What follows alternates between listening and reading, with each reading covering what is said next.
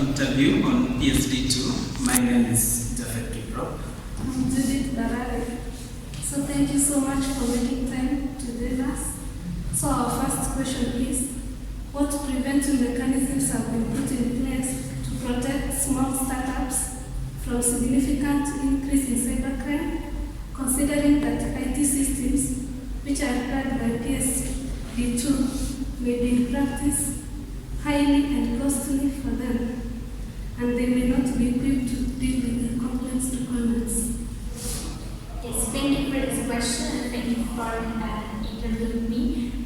Indeed, protection against cybercrime is very complicated for small and medium enterprises because the level of sophistication of cybercrime today is very high, and it takes huge resources to properly protect oneself against cybercrime.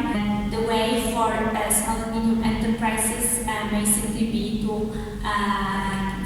come together and try to invest on a more common basis, so collectively to develop certain mechanisms, perhaps lobby for some support from authorities and government to actually be able to put in place such a protection, because as much as consumers individually are not really able to protect themselves against cybercrime, so in the small startup space, maybe not exactly the same, but similar difficulty. So next question is, what action is FinTech, RegTech, and TPBS taking to address the absence of common standards for APIs to be used for dedicated communication interface, which is causing fragmentation in the market? So basically, the response is to develop common standards because indeed this is necessary in order for market to operate and to be accessible for various parties, and then for competition to flourish. Without common or at least interoperable standards, competitive markets in this area, as in many others, would not be possible. So they already need to develop standards. The final implementation of PSD2 on strong customer authentication of date 14 September has been delayed by the European Banking Authority. How does this affect the third parties? Well, basically, they are in the state of not knowing how exactly to implement the obligation which is included in PSD2 to use strong customer authentication,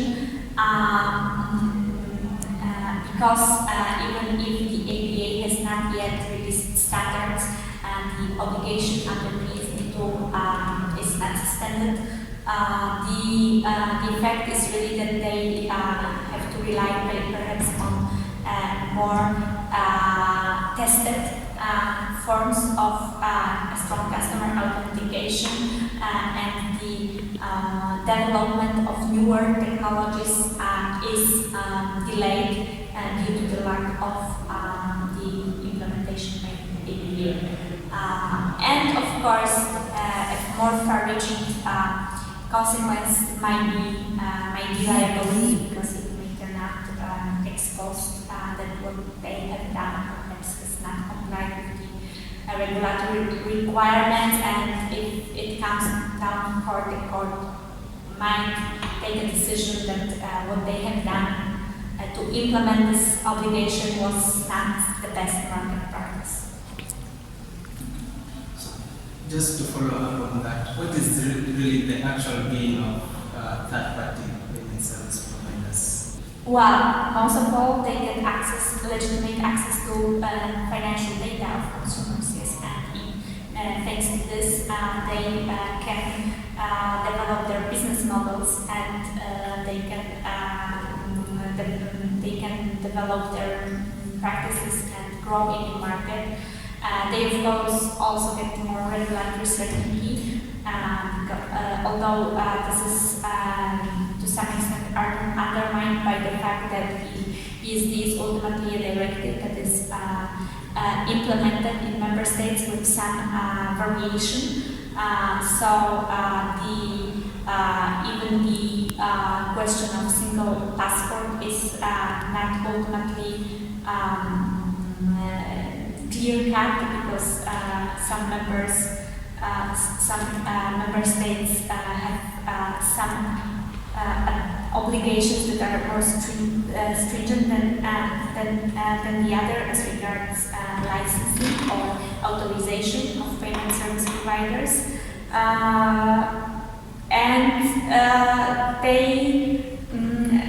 They have more clear legal environment as regards their responsibilities and liabilities, but on the other hand also the responsibilities of the consumers, so more legal certainty.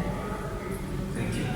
So our last question is, what guarantee do these firms get before committing their resources to IT on grand scale when the size of the market is undeterminable based on the survey that was done by Deloitte in 2018, that there is no clear PSD2-based business models? I think the answer is simple, no guarantees. I mean, they get no guarantees, it's just business risk as in many other markets.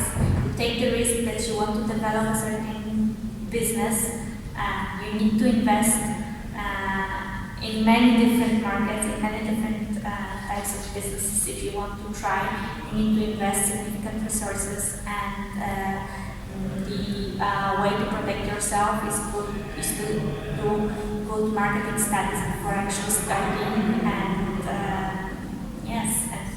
to some extent there is as much as you can predict by some data analytics, and the rest is to simply either consumer will take it or not. Thank you so much.